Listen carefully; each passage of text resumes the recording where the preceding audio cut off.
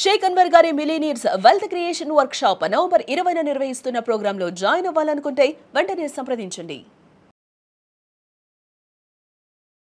Welcome to Suman TV. నేను మీ Suman TV Nag.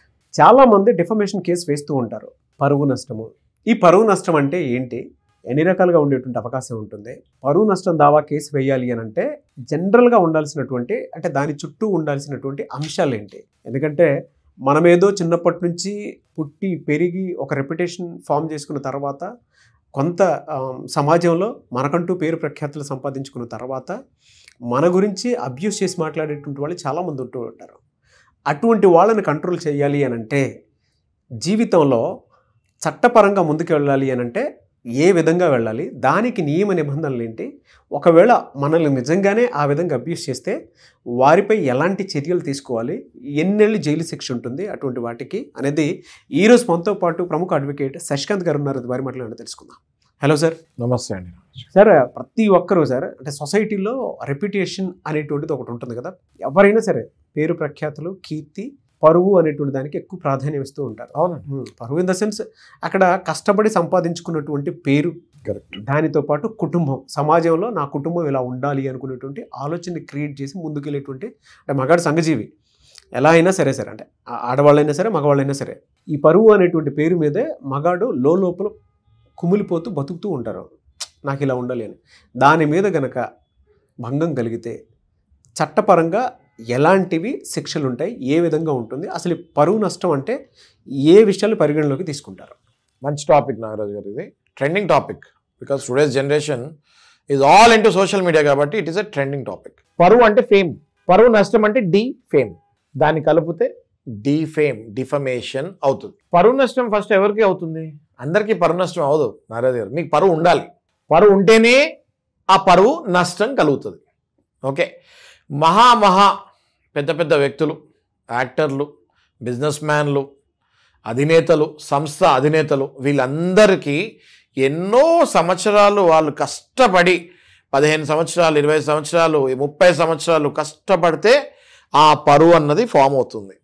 వీళ్ళు బతికేదే ఆ పరువు మీద. ఎందుకంటే ఎంతో అది గుడ్ విల్ అనమాట, kind of a good will. ఆ పేరు చెప్పగానే జనాలు లేచి నుంచుంటారు, రెస్పెక్ట్ ఇస్తూ ఉంటారు. అలాంటి వాళ్ళ పరువు బజార్లో పాత సామాన్లు అమ్మినట్టు అమ్మేస్తున్నారు ఇవాళ జనరేషన్లో కొంతమంది. అయితే నాగరాజు గారు, ఇందులో కనుక మనం డెప్త్కి వెళ్తే టూ టైప్స్ ఆఫ్ డిఫమేషన్ ఉంటుంది. ఒకటి సివిల్, ఒకటి క్రిమినల్.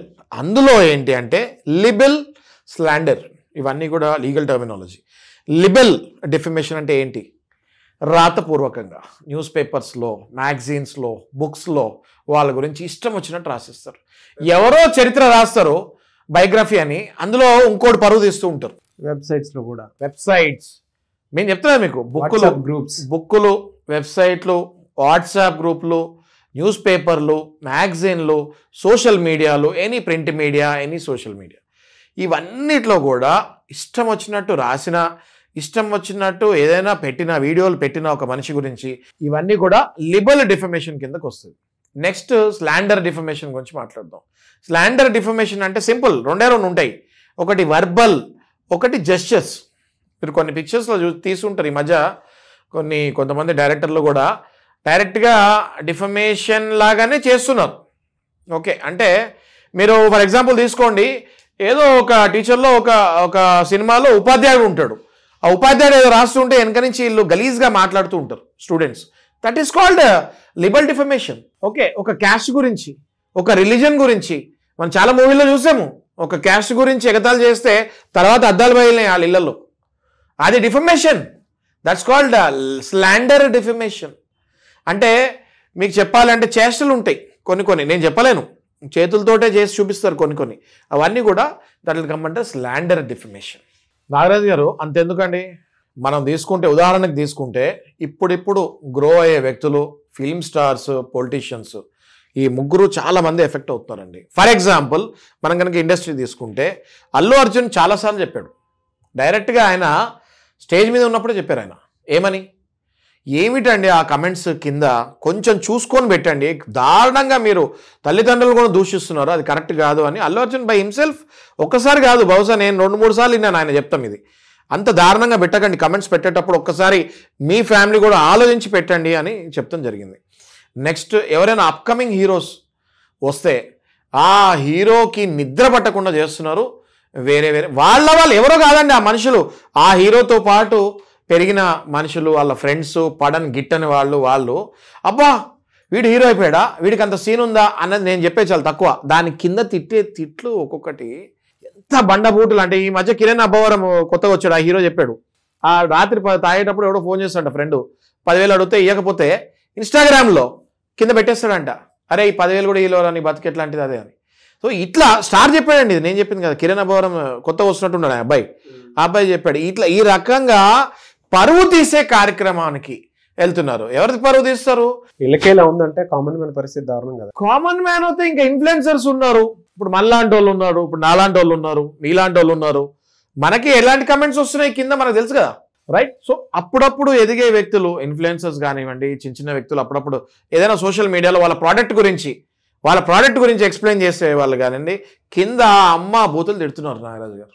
లిటరల్గా అంటే వాడికి పెయిన్ రావాలంటే ఏ బూతు తిడితే పెయిన్ వస్తుందో అలాంటి బూతులు తిడుతున్నారు, which is absolutely rubbish and wrong. And 100% వీళ్ళ మీద ఇన్ఫర్మేషన్ టెక్నాలజీ యాక్ట్ కింద సెక్షన్స్ ప్లస్ డిఫమేషన్ సెక్షన్స్ 2 వాళ్ళ మీద వేయచ్చు. అంతెందుకు నాగరాజు గారు, మీరు కనుక సూపర్ స్టార్స్ తీసుకుంటే వాళ్ళకి ఫ్యాన్స్ వార్ ఉంటుంది సోషల్ మీడియాలో. అంటే మీరు తీసుకుంటే చిరంజీవి గారికి ఫ్యాన్స్ కొంతమంది ఉంటారు, బాలకృష్ణ గారికి ఫ్యాన్స్ కొంతమంది ఉంటారు. సహజంగా చూస్తే ఈ ఫ్యాన్స్ ఒకళ్ళు బాగా తిట్టుకుంటూ ఉంటారు. మళ్ళీ వీళ్ళిద్దరు కూడా మనం ఎక్కడైనా స్టేజ్ మీద చూస్తే అన్యోన్యంగా మాట్లాడతారు, చాలా బాగా మాట్లాడుకుంటారు. ఫ్యాన్స్కి ఎందుకు వచ్చిన గొడవ అది వీ డోంట్ నో. వాళ్ళు చాలాసార్లు అంత పెద్ద సూపర్ స్టార్స్ స్టేజ్ మీద నుంచి కాల్ ఆఫ్ చేస్తాం కూడా జరిగింది, మేము మంచి రిలేషన్లో ఉన్నాము, మీరు అనవసరంగా మీరు మా మధ్యలో పుల్లలు పెట్టకండి అని చాలా చాలా చాలా చండాలంగా తిడుతుంటారు. మొన్న ఈ మధ్య నాగవంశి అనే ప్రొడ్యూసర్, ఆయన రితిక్ రోషన్ జూనియర్ ఎన్టీఆర్ తోటి ఏదో మూవీ తీస్తాడు ఈ మధ్య, వార్ అనుకుంటా, వార్ 2. ఆ మూవీ అయిపోయిన తర్వాత ఆయన డైరెక్ట్గా ఒక ప్లాట్ఫామ్ మీద కూర్చొని చెప్తాం జరిగింది, ఇంకా చాలు నన్ను ట్రోల్ చేసింది, ఏదో మాకున్న టెన్షన్లో ఏదో ఒక మాట ఫ్లోలో మాట్లాడితే దాన్ని మీరు పట్టి పిండేశారని చెప్పి నాగవంశి యూజువల్గా ఆయన ప్రతిదీ లైట్ తీసుకుంటూ ఉన్నాడు, పట్టించుకోకుండా. అగ్రెసివ్ ప్రొడ్యూసరు చాలా మటుకు పట్టించుకోకుండా, సోషల్ మీడియాను పట్టించుకోకుండా వెళ్ళాడు. కానీ ఆయనని కూడా కుంగదీసి ఆయనతోనే సారీ చెప్పించే పరిస్థితికి ఈ ట్రోలర్స్ వెళ్ళారు. బట్ నేనేమంటున్నా అంటే, ఇలాంటి వాళ్ళకి star producer, star director, star హీరోస్కి ఏడుస్తున్నారు నాగరాజు గారు. వీళ్ళు లిటరల్గా ఏడుస్తున్నారు. నేను చెప్పింది కరెక్టో రాంగో మీరు కింద కమెంట్స్లో చూడండి.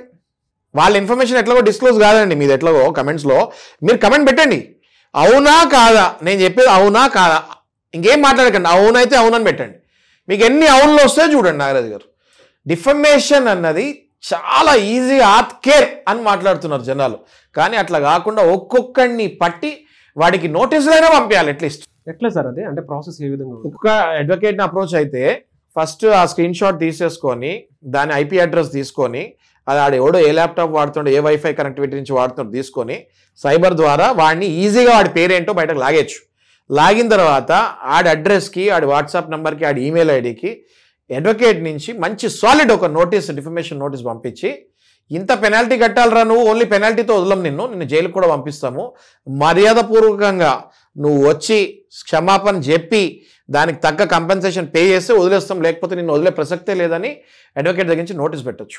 ఇది నేను ఏదో ఊరికే చెప్పట్లేదండి, కొంతమంది సెలబ్రిటీస్కి నేను దగ్గరుండి చేశాను, వాళ్ళకి కావాల్సిన రిజల్ట్ కూడా వచ్చింది దానికి. అంతెందుకండి, ఇప్పుడు మనం చిరంజీవి గారిది, రాజశేఖర్ గారిది తీసుకోండి, blood bank issue Allu Aravind గారు స్టేజ్ మీద చెప్తాం జరిగింది, నేను కొట్లాడాను, టైం పట్టింది, కానీ లాస్ట్లో రిజల్ట్ అవుతే, జడ్జిమెంట్ అవుతే వచ్చింది, శిక్ష పడింది అని చెప్తాం జరిగింది. సో డిఫమేషన్ కేసు అన్నది ఎవరి గురించి? పరువు ఉన్న ప్రతి వ్యక్తికి పరువు డబ్బు కంటే ఎక్కువ లాంటిదండి బాబు. డబ్బు ఒక స్టేజ్ వరకే, ఆ తర్వాత పరువే ఆ మనిషిని కాపాడుతుంది. ఆ పరువు మీద ఎందుకు పనికిరాని ఎదవలు రాళ్ళేసి కొడుతున్నారు, ఆ ఎదవల్ని బయటకు లాగి వాళ్ళకి పనిష్మెంట్ ఇవ్వాలి. ఎలా సార్, అంటే ఈ పరువు నష్టం కేసుకు సంబంధించిన కనుక మనం చూసుకుంటే దీనికి నియమాలు ఎలా ఉంటాయి, ఏ సెక్షన్ ఉంటుంది, చట్టపరంగా అసలు ఎలా ఉంటుంది? ఎంత స్ట్రాంగ్ దీనికి పనిష్మెంట్స్ ఉన్నాయో ఎవరికి తెలియదు. కానీ ఒకటి ఉందండి నాగరాజు గారు, ఇందులో కొన్ని నియమాలు ఉన్నాయి. అవి ఎట్లాంటివి అంటే, ఒక యజమాని ఒక ఆఫీస్లో పనిచేస్తున్నారు, ఒక ఉద్యోగురాలు ఏదో పని చెప్పాడు ఆ యజమాని, ఈమె సరిగ్గా చేయలేకపోయింది, ఆరు కావాలని చేయట్లేదు, సరిగ్గా పని చేయట్లేదు, జీతం తీసుకుంటుంది, పని చేయట్లేదు. ఆ యజమాని కోపం వచ్చి ఒక మాట అన్నాడు. అది హెరాస్మెంట్ కిందకి రాదు, అది పరువు నష్టం కిందకి రాదు. దాన్ని కూడా కొంతమంది డిఫమేషన్ కిందకి వెళ్ళిపోతున్నారు. మీరు అర్థం చేసుకోండి, రైట్? ఇదొకటి. ఇంకోటి కూడా ఉంటాయండి. ఇప్పుడు పొలిటీషియన్స్ ఉంటారు. పొలిటీషియన్స్ చేసే పని ఏంటండి నారాజు గారు? మన సర్వీస్, మనం కట్టే ట్యాక్స్ కరెక్ట్గా మళ్ళీ ప్రపంచానికి, దేశానికి రాష్ట్రానికి పంచాలి. ఎవరి ట్యాక్స్ అది? పొలిటీషియన్ వాళ్ళ ఇంట్లో నుంచి తెచ్చుకున్న డబ్బులు కావాలి. ప్రతి ఒక్కరు మనలాంటి వాళ్ళు ఏది కొన్నా మనం ట్యాక్స్ కడుతున్నాం కదా, ఆ డబ్బులు సరిగ్గా వాడాలి. ఎవరైనా వాడతారా పొలిటీషియన్లు? వాడరు. వాళ్ళు స్వాహా చేస్తూ ఉంటారు. చాలామంది వరకు 99% పొలిటీషియన్లు అలాగే తగలడ్డారు, రైట్? అయితే తగలడ్డారు కదా అని మీరు నోటికి ఇష్టం వచ్చినట్టు తిడితే ఆ పొలిటీషియన్లు కూడా మళ్ళీ మీ మీద డిఫమేషన్ వేసే ఛాన్సెస్ గట్టిగా ఉంటాయి. ఎందుకంటే ఫర్ ఎగ్జాంపుల్ తీసుకోండి, ఎక్కడో 99 మంది, ఎక్కడో ఒక 1% అయినా పొలిటీషియన్లు కూడా మంచి వాళ్ళు మనం చూస్తూ ఉన్నాం. కానీ నువ్వు అందరినీ జనరలైజ్ చేసేసి ముఖ్యమంత్రి స్థాయిలో ఉన్న వ్యక్తిని నీ నోటికి, మొన్న రేవంత్ రెడ్డి గారు ఒకసారి చెప్తాం జరిగింది, అసెంబ్లీలో చెప్తాం జరిగింది, ఆ తర్వాత కూడా చెప్తాం జరిగింది. ఈ ఇష్టం వచ్చినట్టు రాసి కింద ఇష్టం వచ్చినట్లు కమెంట్లు పెడితే కబర్దార్ బిడ్డ ఎవరిని వదలని కరెక్ట్ చెప్పారు ఆయన. ఇష్టం వచ్చినట్టు మాట్లాడి ఒక అంతంత స్థాయిలలో ఉన్న వ్యక్తులు ఊరికే రారు ఆ స్థాయికి. ఆ పాట ఉంది కదా, ఊరికే రారు అని. ఊరికే రారు. సో ఆ స్థాయికి వచ్చిన వ్యక్తిని మీరు ఏదైనా పాలసీలో మీకు తేడా ఉంటే ఆ పాలసీ మాట్లాడాలి. కానీ ఇష్టం వచ్చినట్టు బూలు తిడితే వాళ్ళని కూడా లాగి వాళ్ళ మీద కూడా డిఫమేషన్ కేసెస్ గట్టిగా ఐటీ యాక్ట్ ప్రకారము సెక్షన్ 356 ఆఫ్ బిఎన్ఎస్ యాక్ట్ కింద 100% 6 నెలల నుంచి 2 ఏళ్ల వరకు జైలు శిక్ష పడే అవకాశం ఉంటుంది. దాంతోపాటు కంపన్సేషన్ డబ్బులు కట్టాల్సి వస్తుంది. దాంతోపాటు మీరు ఎక్కడైతే పని చేస్తారో అక్కడ ఉద్యోగం కూడా తీసే రైట్ ఉంటుంది. అంతెందుకు నాగరాజు గారు, ఇప్పుడు టీచరు స్టూడెంట్ చాలా సినిమాల్లో చూస్తూ ఉంటాం మనం. టీచర్ బోర్డు మీద ఏదో రాస్తూ ఉంటారు, వెనకాల నుంచి వీళ్ళు పిల్లలు చాపీసులు వేసి కొడతాము. చాలా వల్గర్గా, ఒక ఉపాధ్యాయుడు అంటే దేవుడితో సమానం, గురుదేవో భవ, ఆ సినిమాల్లో చాలా వల్గర్గా చూపిస్తారు. వెంటనే ఆ డైరెక్టర్ మీద డిఫమేషన్ కేసు వేయాలి. టీచర్స్ యూనియన్ ఆ డైరెక్టర్ని, ఆ ప్రొడ్యూసర్ని, ఆ యాక్టింగ్ చేసినోడిని, వాడు మేజర్ ఉంటాడు కదా, ఆడికి బుద్ధి ఉండాలి కదా, డైరెక్టర్ ఏం చెప్తే జైనికి, ఆ ముగ్గురు మీద డిఫమేషన్ కేసు బ్రహ్మాండంగా వేయచ్చు. అంతేందుకు నాగరాజు గారు, ఇప్పుడు ఇండస్ట్రీలో హీరోయిన్స్ అన్నాక స్క్రిప్ట్కి తగ్గట్టు యాక్ట్ చేస్తూ ఉండాలి. స్క్రిప్ట్కి తగ్గట్టు హీరోయిన్ని డైరెక్టర్ స్టోరీకి తగ్గట్టు యాక్ట్ చేయించేటప్పుడు ఆ రీల్స్ మళ్ళీ ప్రీ లాంచ్లో ఆ రీల్స్ వెళ్ళేటప్పుడు కింద ఎంతమంది వల్గర్గా ఆ హీరోయిన్ గురించి మాట్లాడతారు. ఆ హీరోయిన్ స్వతహాగా మీరు పర్సనల్గా కలిస్తే ఆర్ పర్సనల్గా ఇంటర్వ్యూస్ ఏమైనా చూస్తే she will be very good in nature and everything. స్క్రిప్ట్కి తగ్గట్టు తను ఆ రోల్ చేయాల్సి వస్తుంది. వాళ్ళని ఆ హీరోయిన్ ఎంత సెక్షువల్ అబ్యూస్ ఎంత గలీజ్గా చేస్తారంట ఆ హీరోయిన్ గురించి.